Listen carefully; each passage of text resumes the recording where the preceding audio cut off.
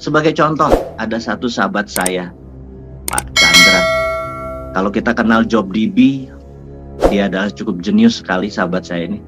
Tahun 2000, tahun 2000, kita tahu di dunia digital, kita kenal yang namanya Amazon baru berdiri, Alibaba baru berdiri gitu ya, dan JobDB. Dia adalah putra Indonesia cukup terbaik, dan JobDB ini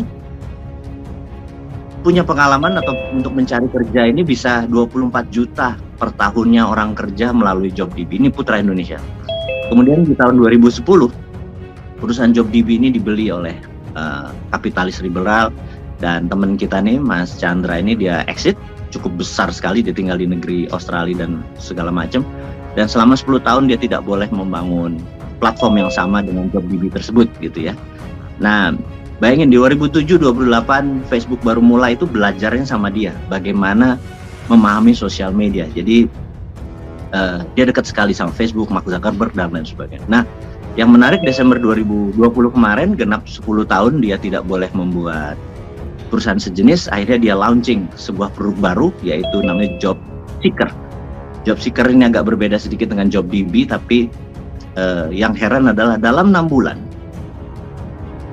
itu sekarang, yang platform JobSeeker ini sudah dipakai ke 1,9 juta pencari kerja warga Indonesia, dan ada sekitar 50.000 UKM yang memerlukan tenaga kerja mencari pegawai atau employee di JobSeeker. Dan perusahaan ini baru 6 bulan dan valuasinya langsung naik ke hampir 50 juta dolar. Saya bertanya sama dia, gimana caranya Anda punya 1,9 juta? Gimana caranya 1,9 juta? Apakah Anda bakar uang? Dia bilang, bakar uang itu kuno. Itu jawabannya. Bakar uang itu untuk perusahaan yang hidup di tahun 2007-2011. Jadi yang lahir di tahun segitu adalah Tokopedia, Bukalapak, Gojek itu ya lahir. Nah, kalau lahir di tahun 2020 ke atas, kalau masih bakar uang tuh otaknya mundur 10 tahun katanya. Jadi yang dia pakai namanya growth hacker. Jadi dia nge-hack data-data dari Facebook, orang-orang yang mencari kerjaan kayak pra-approve credit card.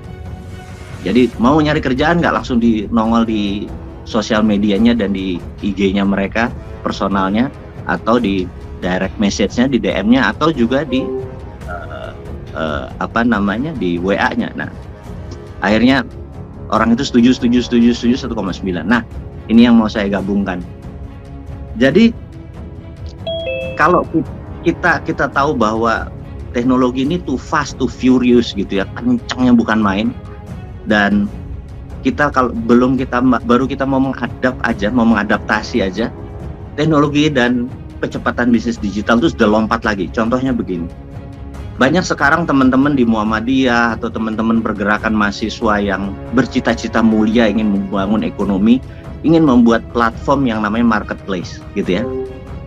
Marketplace itu kuno karena udah 20 tahun, dan saya heran anak-anak ini masih buat marketplace yang full. Contohnya gini.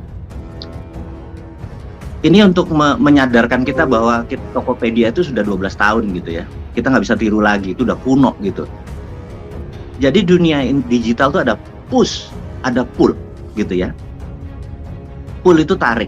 Nah, mereka dulu nge-pull, narik. Jadi misalnya Tokopedia ngarepin orang masuk ke sana, Bukalapak ngarepin orang masuk ke sana, di-pull, ditarik, dan mereka berani bayar untuk nge-pull, narik.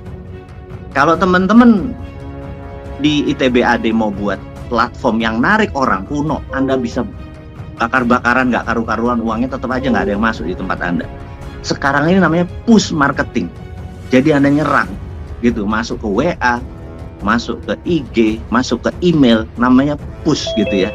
Jadi bisa dibayangkan kalau marketplace yang dibuat masih pull, Anda 20 tahun terlambat gitu. Dan itu heran masih diajarin di kampus-kampus gitu. Bahkan dosen-dosennya ngomongnya begitu, marketplace. Saya bilang, ya Mas Chandra ini yang mengenlight saya atau mencerahkan saya bahwa sekarang udah zamannya push. Jadi hack, tarik, dan nyuri gitu ya datanya. Karena kalau nggak kita terlibat dengan kapitalis. Nah, jadi sisi Robin Hood ini memang kita harus lakukan, teman-teman semua. Agak jahat sih sebenarnya. Jadi kita tidak menentang, tapi kita masuk sistem mereka, habis itu kita rebut. Ya Robin Hood lah, gitu ya.